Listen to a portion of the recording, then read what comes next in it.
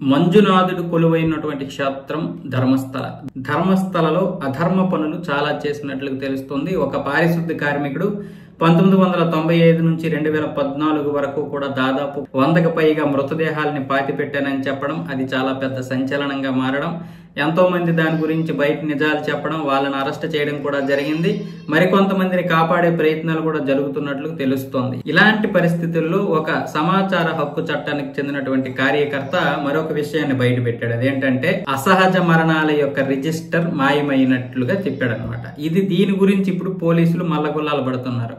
Unnatural death అనే ఒక register మాయమైనట్లుగా ఇప్పుడు చేస్తున్నటువంటి ఆరోపణలు నిజమెంత అనేది ఇప్పుడు పోలీసులు అయితే విచారణ చేపట్టారు. ఆ కార్యకర్త ఫిర్యాదు కూడా చేశాడు. నేను 2015లో ఒక మహిళల్ని పాతిపెట్టినట్లు కూడా చూశాను. దానికి సంబంధించినంత వరకు పోలీసులు ఎటువంటి ఫైల్ కూడా దాని మీద తయారు చేయలేదు.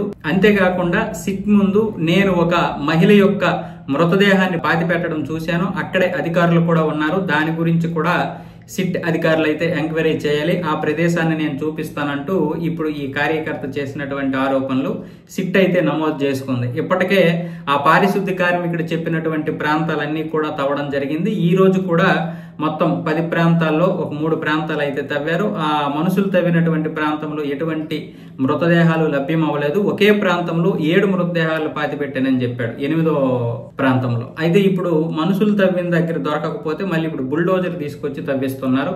అక్కడికి ఎవరిని రానివ్వడం లేదు. చుట్టూ పరదాలు కట్టేసి బుల్డోజర్తోనైతే తవ్వించడం జరుగుతుంది. అలాగే ఆ తవ్వినటువంటి కార్మికులు ఉంటారు కదా, వాళ్ళకి సపరేట్ గా వసతి కార్యక్రమాలు ఏర్పాటు చేశారు. ఈ కార్యక్రమం పూర్తయ్యే వరకు కూడా వారిని ఎవరితో కలవనివ్వకుండా ఏర్పాట్లు అయితే చేశారు. మరి ఈ అన్యాచురల్ డెత్ యొక్క రిజిస్టర్ ఏమైంది? పోలీసులు మాయం చేశారా, లేకపోతే ఇంకా ఎవరైనా అధికారులు ఇందులో పాల్గొన్నారనేది తెలియాల్సి ఉంది. ఇది ఒక పథకం ప్రకారం అంచెలంచెలుగా ఈ రిజిస్టర్ అయితే మాయం చేశారంట.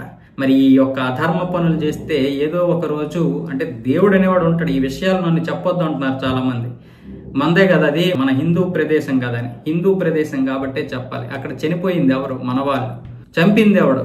చంపింది ఒకవేళ హిందువే అయితే మాత్రం వాడు అధర్మపరుడు. రాముడు ఎవరిని చంపాడు? మహాశివభక్తుడిని చంపాడు. శివుడు కూడా ఎవరిని చంపుతున్నాడు? ఆయన భక్తులు కూడా చంపాడు. ఎందుకంటే అధర్మంగా ఉన్నటువంటి వాడిని చంపాలి. కృష్ణుడు ఎవరిని చంపారు? అధర్మపరులే చంపాడు. వాళ్ళందరూ సనాతన ధర్మంలో ఉన్నా సరే ఆ ధర్మం పాటించకపోతే ఎవరిని చంపుతారు? కృష్ణుడు ఈరోజు మహాభారత యుద్ధంలో పాల్గొన్నాడు. చనిపోయింది ఆయన వాళ్ళే, చంపింది ఆయన వాళ్ళే. కాబట్టి మనం అన్యాయాలు బయటికి తీయాలి, తెలిసింది చెప్పాలి, అంతే.